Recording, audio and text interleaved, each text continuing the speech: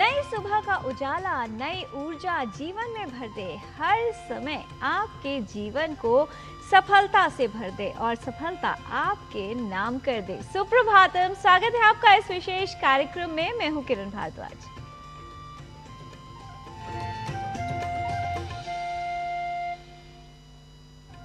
ये पृथ्वी, ये पूरा संसार सत्य की शक्ति द्वारा समर्पित होता है, यानी इसी से इसका संचालन होता है। ये सत्य की शक्ति ही है जो सूर्य को चमक प्रदान करती है, हवा को वेग देती है, या ये कहें कि पूरे संसार को संचालित करती है। पूरे जीवन में संसार में क्या घटित हो रहा है, ये सत्य की शक्ति पर ही निर्धारित होता है, उस पर ही निश्चित होता है।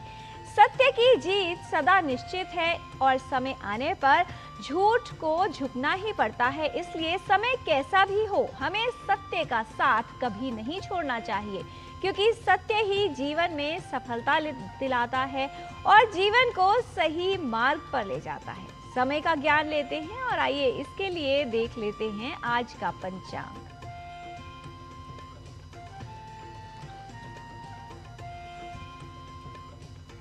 विक्रम संवत 2082, शक संवत 1947, दक्षिणायन, मार्गशीर्ष मास, कृष्ण पक्ष, षष्ठी तिथि, सोमवार, पुनर्वसु नक्षत्र। आज का दिन सभी के लिए मंगलमय हो। जीवन में कार्य कितना भी कठिन हो, किसी भी कार्य को करने के लिए कभी गलत मार्ग को नहीं अपनाना चाहिए, क्योंकि सत्य की जीत सर्वदा होती है। सत्य के मार्ग पर चलकर, सच के मार्ग पर चलकर ही व्यक्ति सफल हो सकता है। सत्य की अपनी एक अलग ही शक्ति होती है। जो भी इसे अपनाते हैं, इस शक्ति को वही समझ पाते हैं। जीवन सत्य से परिपूर्ण हो और विचार जो है निश्चल रहे, इसी से जीवन की उन्नति होती है। सुविचार अर्थात अच्छे विचार न सिर्फ जीवन में सकारात्मकता प्रदान करते हैं, बल्कि सही मार्ग भी प्रदर्शित करते हैं। इसलिए अपने विचारों को सदा सकारात्मक बनाए रखें और सत्य के मार्ग पर निरंतर चलते रहें। धर्मो यशो न योदाक्ष्यम् मनोहारि सुभाषितम् इत्यादि गुणरत्नानां संग्रहीना वसीदति। धर्म, यश, नीति, दक्षता, चित्त को मोहित करने वाली मधुरवाणी जैसे उत्तम गुणों का संग्रह करने वाला व्यक्ति कभी दुखी नहीं होता। One who is dutiful, truthful, skillful, and has pleasing manners can never feel sadness.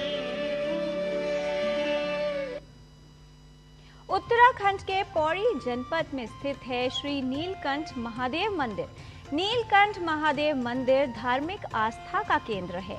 कठिन पहाड़ी रास्तों और हरे भरे जंगलों से होते हुए इस मंदिर तक पहुंचना अपने आप में एक रोमांचक अनुभव प्रदान करता है और इसकी विशेषता बहुत अधिक बढ़ जाती है। जो लोग विशेष तौर पर नीलकंठ महादेव की उपासना शुद्ध मन से करते हैं, सावन के सोमवार में इस मंदिर के दर्शन करने का विशेष महत्व बताया गया है। श्री नीलकंठ महादेव मंदिर के इतिहास और यहाँ से जुड़ी भावनाओं और आध्यात्मिक विषय पर देखते हैं हमारे सहयोगी धर्मेंद्र आर्य की ये विशेष रिपोर्ट।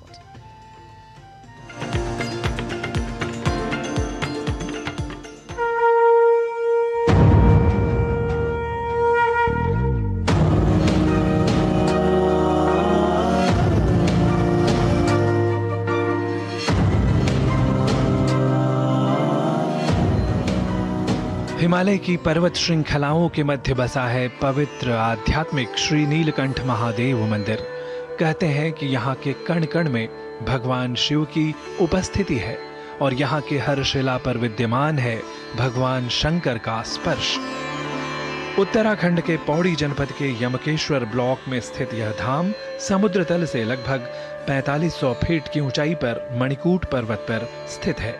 ऋषिकेश से लगभग 32 किलोमीटर दूर यह स्थल पहाड़ियों और सुरम्य घाटियों के मध्य स्थित है। पैदल मार्ग से श्रद्धालु 12 किलोमीटर की कठिन पर आध्यात्मिक शांति प्रदान करने वाली यात्रा कर यहाँ पहुँचते हैं। श्रद्धालु अगर मंदिर की पूर्व दिशा में खड़े हों तो बाईं ओर मणिकूट पर्वत, दाईं ओर विष्णुकूट और सामने ब्रह्मकूट पर्वत के दर्शन होते हैं। इन तीनों पर्वतों के संगम रूप में विराजमान है स्वयंभू श्री नीलकंठ महादेव का मंदिर। इस मंदिर के गर्भगृह में स्थित शिवलिंग पर श्रद्धालु पुष्प और जल अर्पित करते हैं। दीपों की ज्योति, घंटियों की ध्वनि और भक्तों की आस्था से यह स्थान अलौकिक अनुभव प्रदान करता है।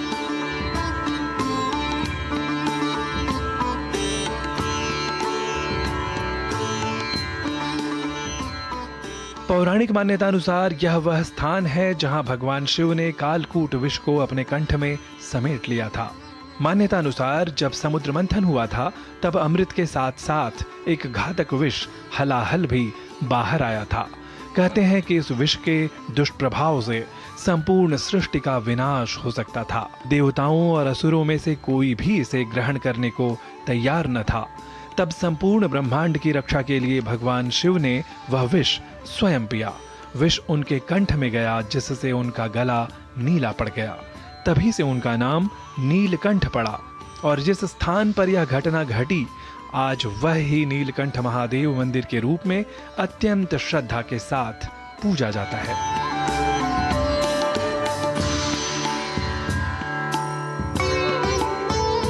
पौराणिक मान्यता है कि विष की तीव्रता और गर्मी के कारण भगवान शिव शीतलता की खोज में हिमालय की ओर बढ़े तथा मधुमती और पंकजा नामक दो पवित्र जलधाराओं के संगम पर स्थित एकांत रमणीय स्थान उन्हें उपयुक्त लगा। मणिकूट पर्वत पर मधुमती और पंकजा नदियों के संगम स्थल पर एक वृक्ष के नीचे बैठकर वह ध्यान मग्न हो गए। वर्षों तक वह समाधि में लीन रहे। वर्तमान में यह वट वृक्ष ही पंचपर्णी लता से आच्छादित होकर भी शिव के चमत्कारी प्रकट स्वरूप का दर्शन कराता है। इस मंदिर के गर्भगृह में स्थित स्वयंभू शिवलिंग पर नाग से आच्छादन किया गया है। लगभग 300 वर्ष पुराना यह मंदिर दक्षिण भारत की द्रविड़ शैली में निर्मित है। मंदिर के ऊंचे शिखर, सभा मंडप की नक्काशी और भव्यता इसकी विशेष पहचान है। सभा मंडप से शिखर की ऊंचाई 51 फीट है। अखंड धुनी और सिद्ध समाधि जैसे आध्यात्मिक स्थल इस तीर्थ की ऊर्जा को और भी प्रबल करते हैं। यहाँ वर्षों से अखंड धुनी जल रही है। यहाँ श्रद्धालु केवल दर्शन नहीं करते बल्कि अपनी आत्मा का स्पर्श करते हैं। नीलकंठ महादेव मंदिर में विशेष रूप से श्रावण मास में श्रद्धालु कांवड़ियों के समूह उमड़ पड़ते हैं। गंगा जल अर्पित करने, रुद्राभिषेक करने और वाणी सिद्धि को प्राप्त करने की कामना से हजारों श्रद्धालु यहाँ आते हैं। यह तीर्थ अष्ट सिद्धियों और वाक सिद्धि को देने वाला पुण्य क्षेत्र माना गया है। श्रद्धालुओं की सेवा के लिए यहाँ विशाल धर्मशालाएं उपलब्ध हैं। यूं तो उत्तराखंड के कण कण में भगवान शिव का वास है, पर देश के कोने कोने से अपने आराध्य नीलकंठ महादेव के दर्शनों के लिए लोग मणिकूट पर्वत पहुंचते हैं। यहाँ केवल श्रद्धा ही नहीं अपितु भारतीय ज्ञान परंपरा की आध्यात्मिक अनुभूति प्रकृतिगत रम्यता के साथ पदे पदे साक्षात होती है। समग्रतः श्री नीलकंठ महादेव मंदिर न केवल शिव के विषपान का साक्षी है अपितु साधना, तप और सिद्धि का वह स्थान है जहां हर आत्मा को शांति प्राप्त होती है। नारायण दत्त मिश्र के साथ धर्मेंद्र आर्य की रिपोर्ट, डीडी न्यूज।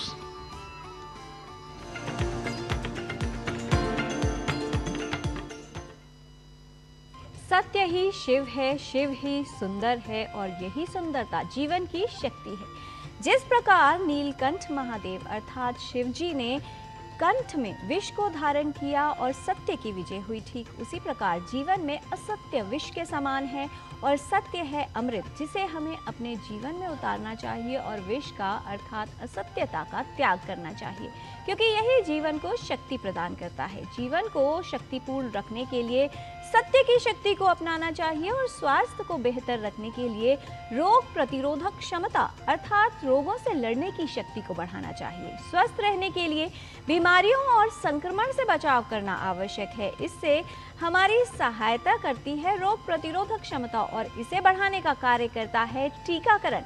टीकाकरण से कई जानलेवा और गंभीर बीमारियों से बचाने में रोग प्रतिरोधक क्षमता को बढ़ाने में सहायता मिलती है। आइए देख लेते हैं टीकाकरण का क्या महत्व है छोटे बच्चों के लिए, वृद्ध लोगों के लिए और उन लोगों के लिए जिनकी रोग प्रतिरोधक क्षमता कम है या फिर बीमारी होने पर उसमें कई तरह की जटिलताएं उनको होने की संभावना रहती है।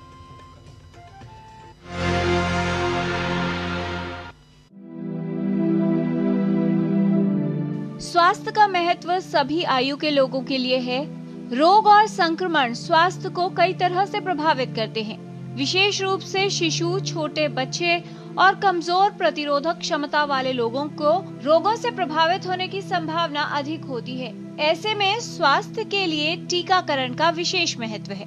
स्वस्थ रहने के लिए बीमारियों से बचाव करना आवश्यक है और इसमें हमारी सहायता करता है टीकाकरण।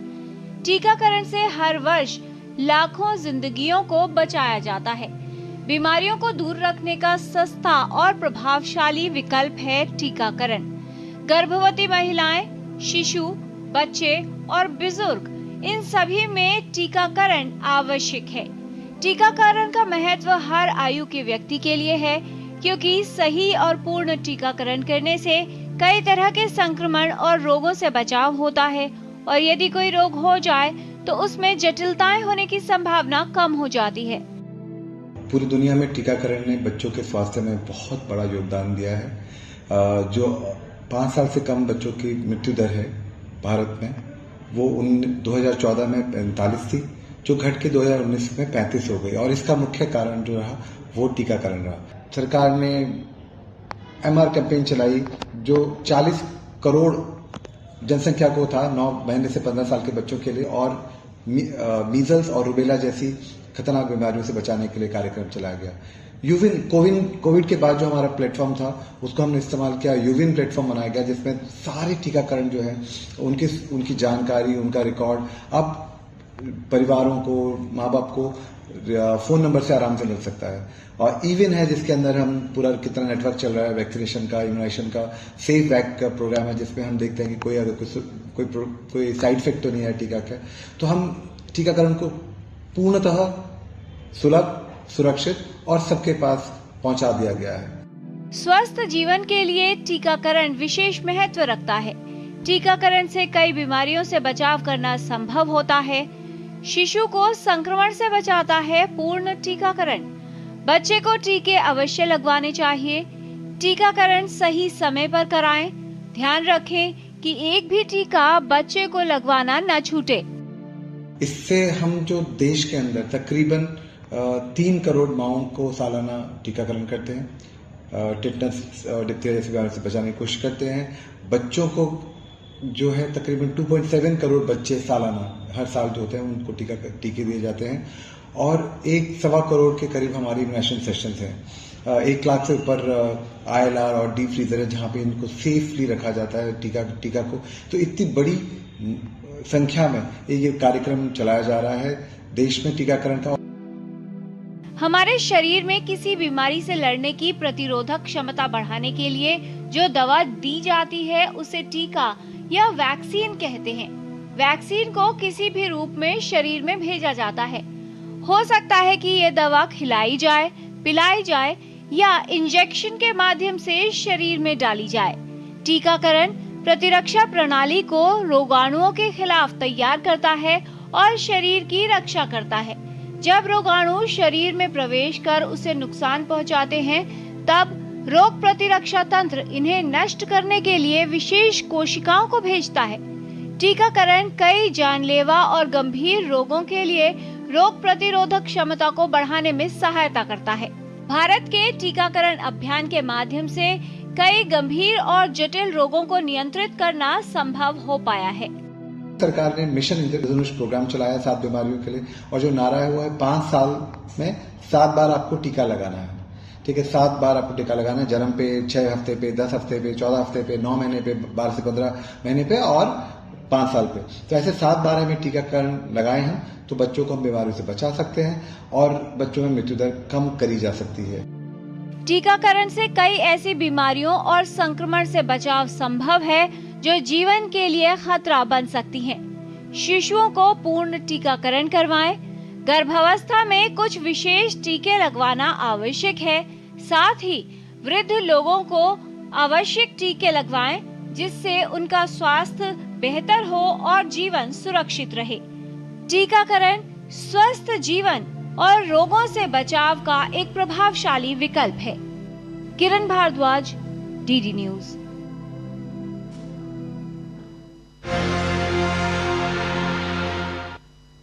सही और पूर्ण टीकाकरण न सिर्फ बच्चों को, गर्भवती महिलाओं को और कमजोर प्रतिरोधक क्षमता वाले लोगों को कई तरह के संक्रमण और बीमारियों से बचा सकता है। इसीलिए सही समय पर पूर्ण टीकाकरण सभी के लिए आवश्यक है।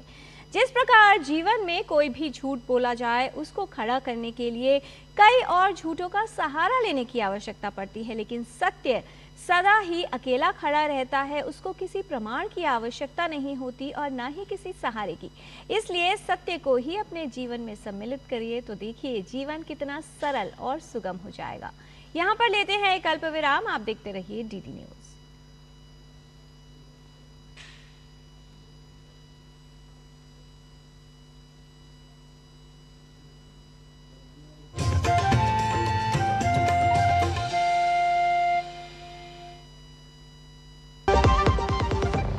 आपके घर के खाने में रेस्टोरेंट जैसा स्वाद ले आए MDH का शाही पनीर मसाला। पनीर को क्या मस्त बना डाला। पता है, लोग अक्सर मुझसे पूछते हैं कॉल सेंटर का स्टेडी जॉब क्यों छोड़ा। I wanted more out of life. बस मैंने अपना स्टार्टअप शुरू किया। जानना चाहोगे कैसे? Then start up your own business as an LIC agent. यहाँ सब कुछ है, great products, zero investment, leading organisation and unlimited opportunities. तो क्या आप तैयार हैं? LIC एजेंट बनो, अब बड़ा सोचो। हमारी वेबसाइट पर जाएं या अपनी नजदीकी LIC शाखा से संपर्क करें। पढ़ता है, खेलता है, झूलता उछलता है, दौड़ता कभी कभी दौड़ कराता है, आगे आगे बढ़ता है इंडिया, अमूल दूध पीता है इंडिया। ये विशाल है ना, इसका सब प्रॉपर चलता है। कल उसके बैंक अकाउंट में 15,000 रुपए का फ्रॉड हुआ है, पता है? इसको तो कोई टेंशन ही नहीं होती है, देखना। टेंशन क्यों? मेरी कोई गलती नहीं थी। फिर भी फ्रॉड होने पर मैंने तुरंत बैंक को इन्फॉर्म कर दिया। RBI कहता है अगर आपके अकाउंट से किसी ने धोखे से पैसे निकाले हैं तो बैंक को जल्द से जल्द इन्फॉर्म कीजिए। 3 दिन के अंदर इन्फॉर्म किया तो कोई नुकसान नहीं होगा। जितना लेट करोगे उतना ज्यादा नुकसान। और सुन, सब चलता नहीं है, प्रॉपर चलाना पड़ता है। RBI कहता है जानकार बनिए, सतर्क रहिए। हिंग देना, वो वाली MDH की सुपर हींग। जिन्होंने यूज किया है वो जानते हैं असली हींग का स्वाद। MDH सुपर हींग, शुद्धता का असली तड़का। असली मसाले सच सच, MDH।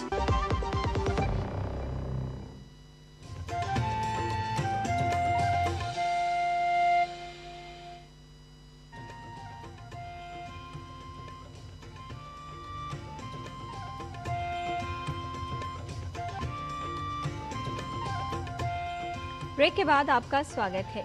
योग द्वारा संपूर्ण स्वास्थ्य प्राप्त किया जा सकता है और इसके लिए आवश्यकता होती है नियमित रूप से योगिक क्रियाएं अपनाने की।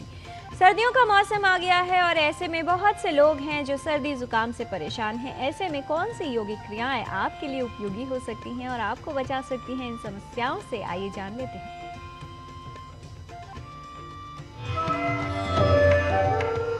नमस्ते, मैं हूं आचार्य प्रतिष्ठा। मौसम परिवर्तित नहीं होता कि हमें पहले ही खांसी होनी शुरू हो जाती है। आज हम बात कर रहे हैं कफ की, और कफ कई प्रकार का होता है। बलगम वाली खांसी भी हो सकती है और सूखी खांसी भी हो सकती है। पर समस्या कोई भी हो, अगर आपके पास योग है तो उसका समाधान निश्चित रूप से है, क्योंकि योग में हर समस्या का समाधान है। हालांकि योग साधना के लिए कहा गया कि उपद्रव की स्थिति में हमको साधना नहीं करनी चाहिए। यानी जिस वक्त कोल्ड एंड कफ हुआ है, जिस वक्त आपको बुखार हुआ है, उस वक्त हम बहुत ज्यादा अपना जो रूटीन अभ्यास है वो ना करें। लेकिन कुछ प्रैक्टिसेस ऐसी हैं जो उपद्रव की स्थिति में आपको आराम देने वाली हैं, जिनमें से एक अभ्यास है उज्जाई प्राणायाम का अभ्यास। उज्जाई प्राणायाम का अभ्यास विशेष रूप से अगर हमें बलगम वाली खांसी होती है तो हमारा जितना भी जमा बलगम है उसको निकालने तक की क्षमता रखता है।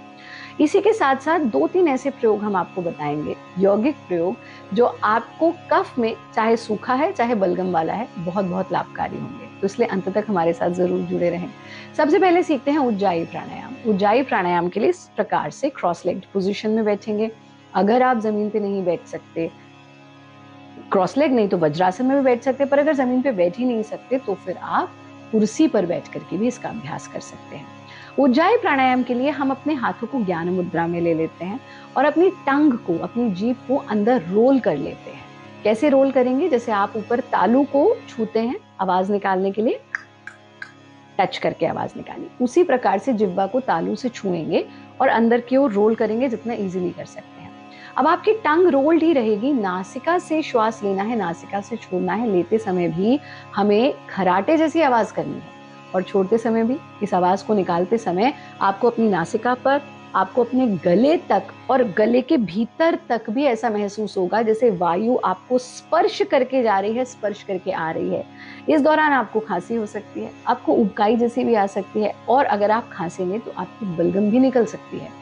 This is absolutely normal. तो एक बार देखिए कैसे करना है। स्थिति में बैठे,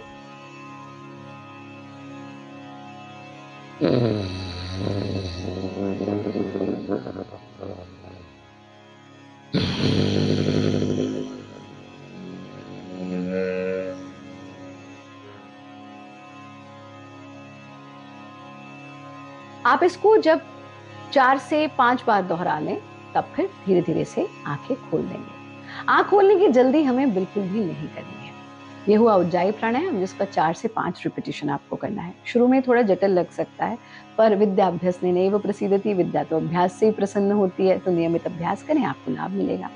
हमने कहा था कुछ ऐसे प्रयोग आपको बताएंगे। सबसे पहला काम जो आपको करना है वो ये कि गुनगुना पानी लीजिए, उसमें थोड़ा सा नमक डालिए और उससे गार्गल कीजिए, यानी मुंह में डाला और आ इस तरह की आवाज निकाली, उसको बाहर स्पिट कर दिया, थूक दिया। दूसरा काम जो आपको करना है, रात्रि में 1 बादाम को भिगो लीजिए, सुबह इसका छिलका उतार करके इसको घिस लीजिए। जब आप घिसेंगे एक लिक्विड जैसा, पेस्ट जैसा बन जाएगा। इसको यानी एक कटोरी लीजिए, पहले उसमें 1 चम्मच शहद लीजिए, फिर ये पिसा हुआ यानी घिसा हुआ सही शब्द नहीं है, घिसा हुआ बादाम डालिए। थोड़ी सी अदरक को ऐसे कूट लेंगे, फिर उसे निचोड़ेंगे तो उसमें से 2-3 बूंद पानी निकल आएगा, रस निकल आएगा अदरक का, वो डाल लीजिए। और पिंच ऑफ ब्लैक पेपर यानी काली मिर्च। तो क्या क्या हुआ? शहद, हल्का सा अदरक का रस, चुटकी भर काली मिर्च और साथ में जो सोक्ड बादाम था उसका अर्क, उसको घिस करके निकाल लीजिए। इसको आप हर थोड़ी थोड़ी देर बाद जीभ पर लगाकर, लगभग हर घंटे जीभ पर लगा करके छोड़ दीजिए और फिर मुंह में ही घुलने दीजिए, फिर उसको अंदर ले लीजिए। ये बहुत ही कारगर प्रयोग है। आप नियमित रूप से योगाभ्यास करें, बहुत ठंडा जल का या भोजन का सेवन ना करें। हमारा कार्यक्रम देखते रहें, स्वस्थ रहें, मस्त रहें, व्यस्त रहें और किसी परेशानी से नहीं त्रस्त रहें। तो यदि आपके गले पर भी सर्दी का प्रभाव है, प्रदूषण का प्रभाव है, तो ये प्रयोग आप कर सकते हैं जिससे आपको राहत प्राप्त होगी। हम जीवन में अक्सर अपनी बात को सिद्ध करने में लगे रहते हैं, लेकिन किसी सत्य की गई बात को सिद्ध करने की आवश्यकता नहीं होती और इसके लिए लड़ना तो बिल्कुल नहीं चाहिए। केवल सत्य की राह पर चलना ही पर्याप्त है। सत्य की शक्ति से ही जीत होती है।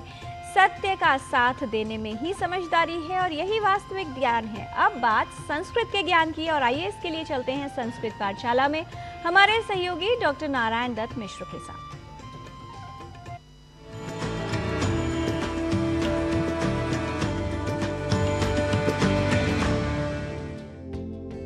नमोस्तु सर्वेभ्यः दर्शकेभ्यः।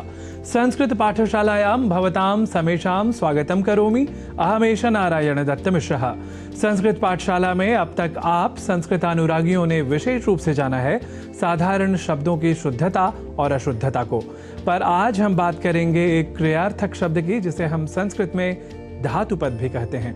एक धातुपद या क्रियापरक शब्द है भव, जिसे हम साधारणतः भवः इस रूप में अशुद्ध लिखा पाते हैं, और इसी अशुद्ध रूप से प्रभावित होकर हम में से कई जो सामान्य रूप से संस्कृत के भव शब्द से परिचित नहीं होते, वे भवः यह अशुद्ध रूप भी भव के स्थान पर भी बोल जाया करते हैं।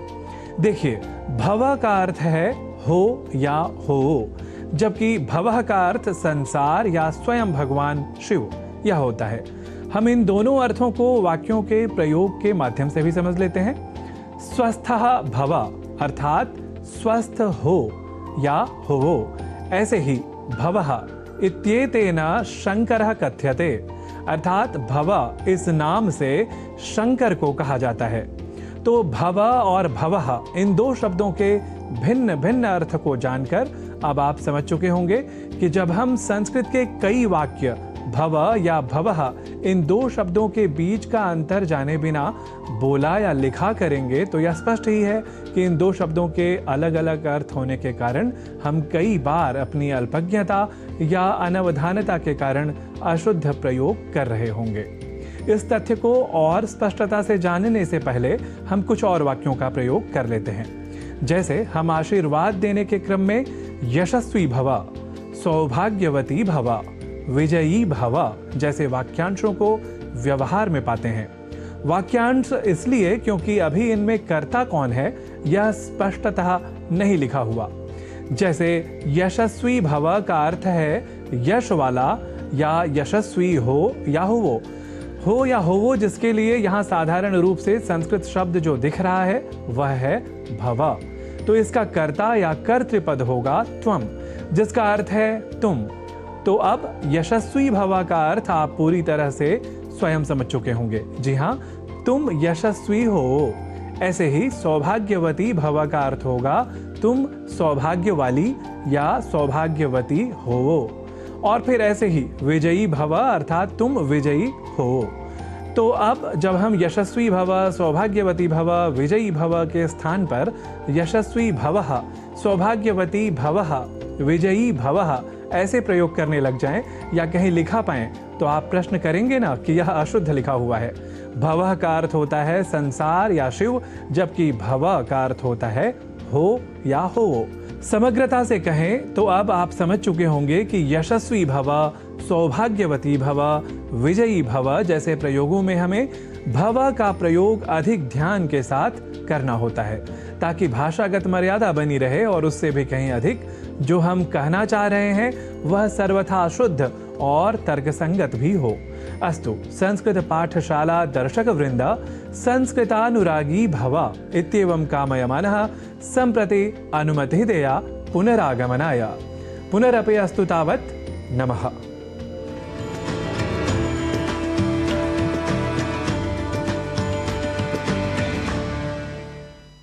जीवन में कुशलता और श्रेष्ठता प्राप्त करने के लिए निरंतर प्रयत्न करते रहना, प्रयास करते रहना, अभ्यास करते रहना आवश्यक है।